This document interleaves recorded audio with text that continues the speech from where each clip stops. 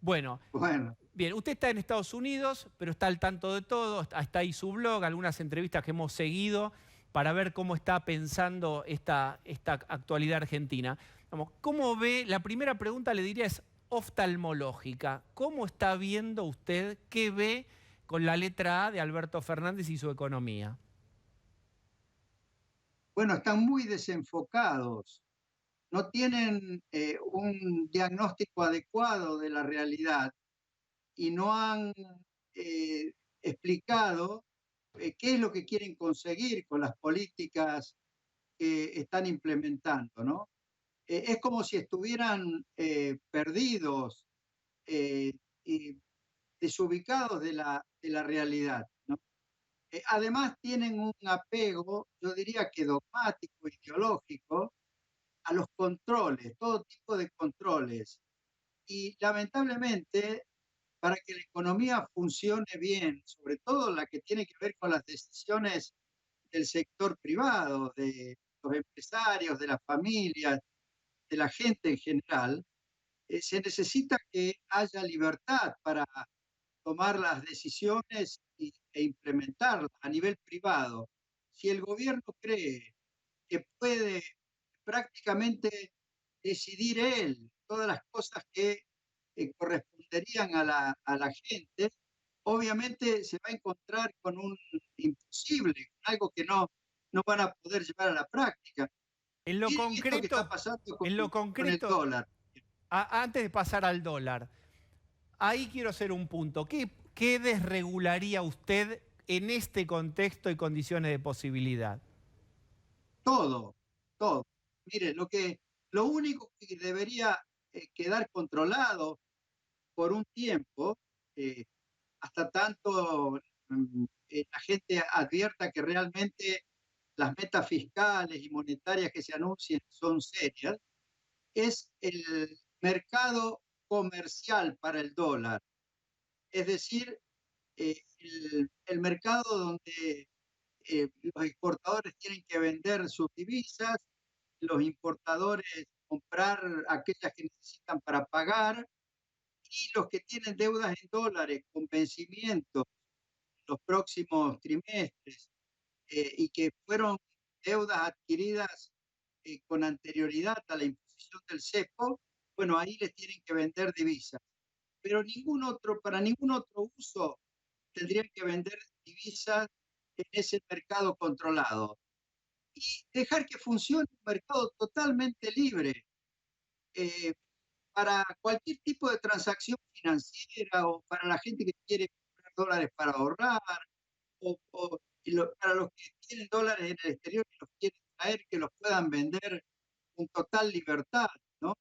Y entonces habría dos mercados, uno el controlado, y ahí sí tienen que ser rigurosos en el control, y luego un mercado totalmente libre, en el cual el gobierno no tiene que intervenir, ni tiene que pretender regularlo, ¿no? ¿Esto cómo se llama? Eh, Explíqueme a mí, que yo creo que como la mayoría de la gente que no entendemos, no somos económicos. ¿Esto es un desdoblamiento cambiario? ¿Cómo se llama esto que usted propone? No, ahora no hay un desdoblamiento.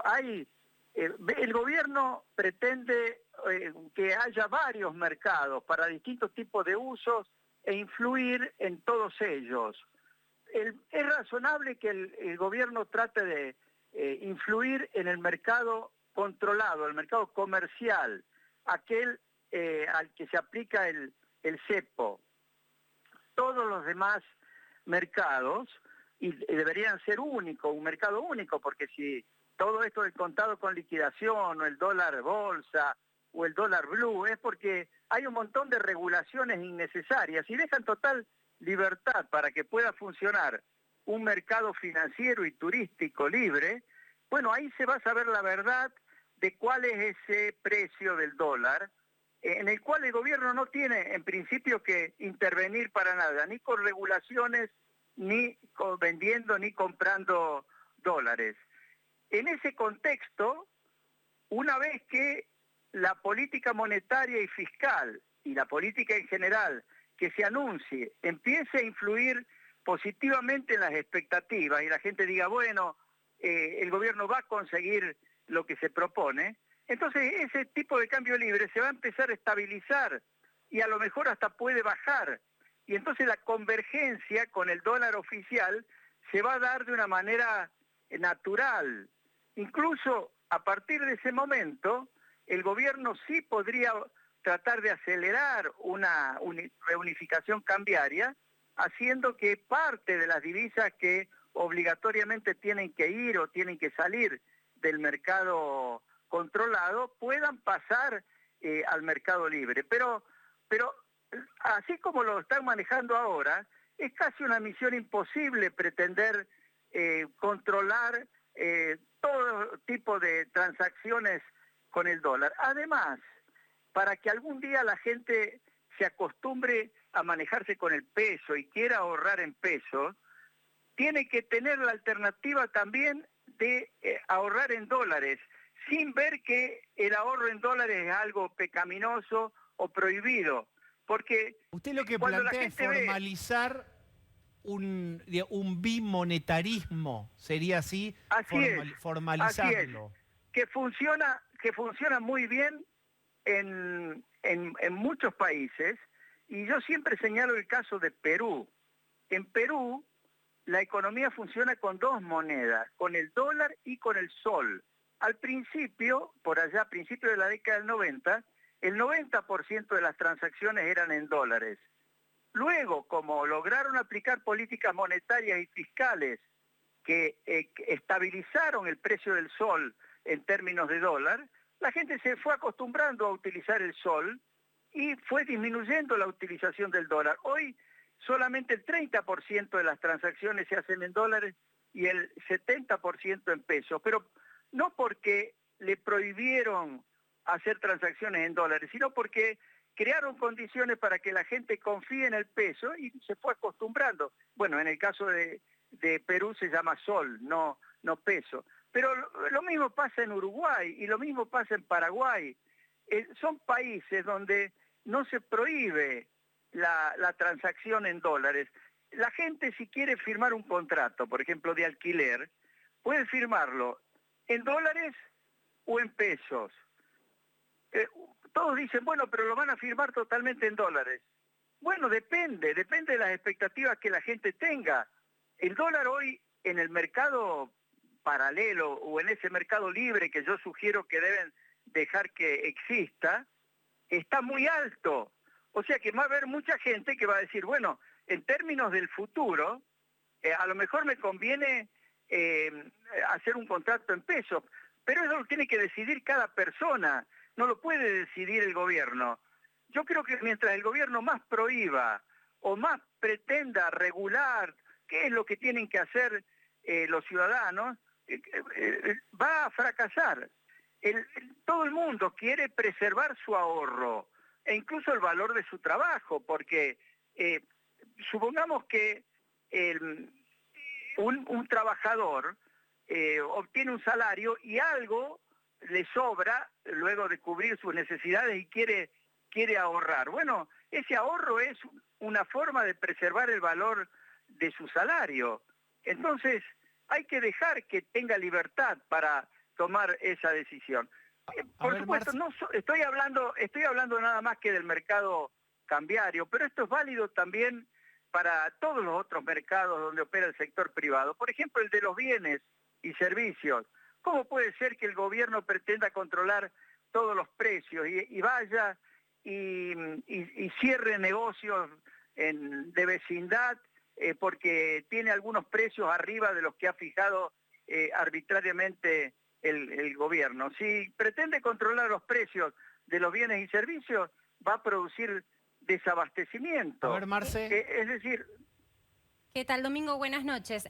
Siguiendo con la lógica... Buenas noches. Con la lógica que usted está diciendo, en realidad el control del precio o el deseo del gobierno de controlar el precio de dólares deviene de la escasez. Y el control de precios en la góndola o el control de las tarifas deviene también de una necesidad de calmar la inflación. Pero no es solo esta gestión. La anterior gestión también tuvo que dar varios cambios de timón y entiendo que usted tuvo la posibilidad de hablar con muchos interlocutores de la anterior gestión y permítame preguntarle si con esta gestión usted también no tiene ciertos interlocutores.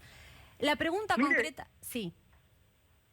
No, en la anterior gestión justamente se cometieron errores en menor magnitud, ¿no? En menor cantidad de errores, pero de las mismas características que lo que está cometiendo esta administración.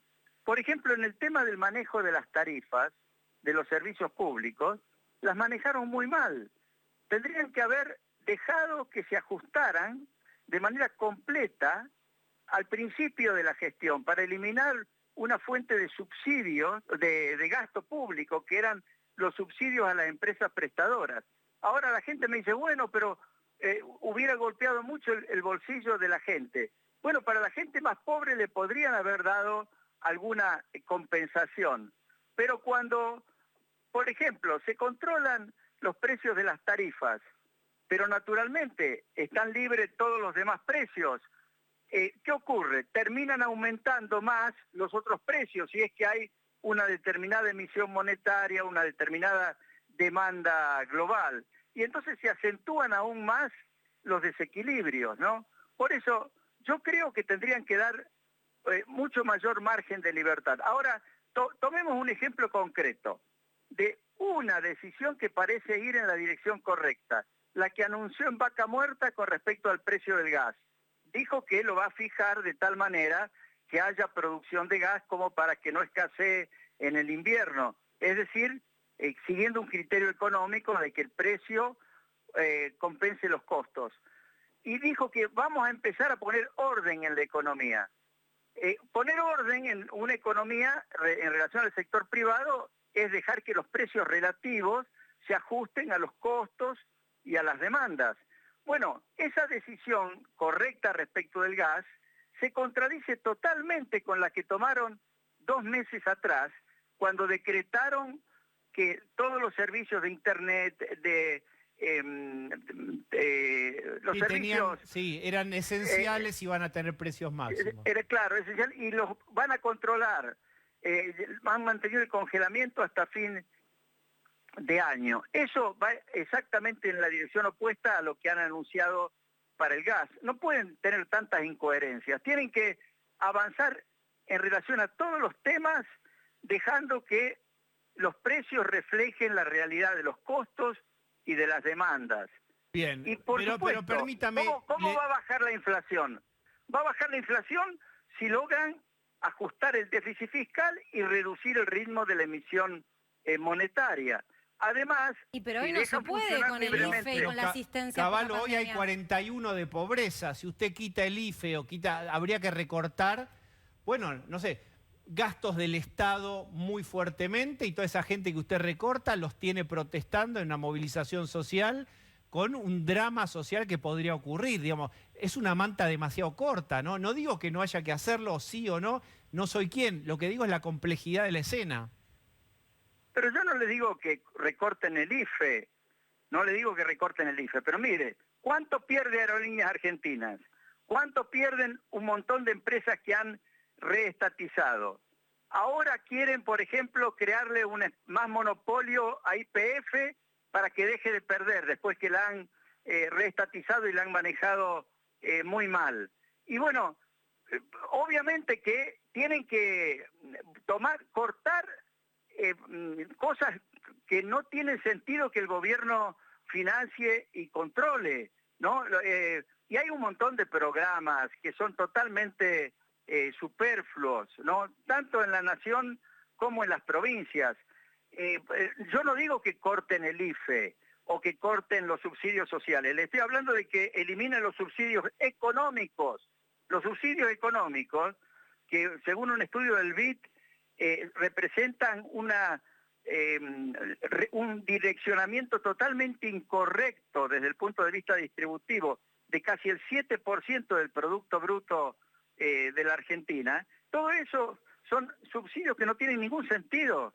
Bien. De esos subsidios no teníamos ninguno en la década del 90. Hay que eliminarlos totalmente, pero para eso las tarifas se tienen que fijar en relación a los costos, y donde Bien. haya competencia se tiene que dejar que funcionen libremente. Caballo,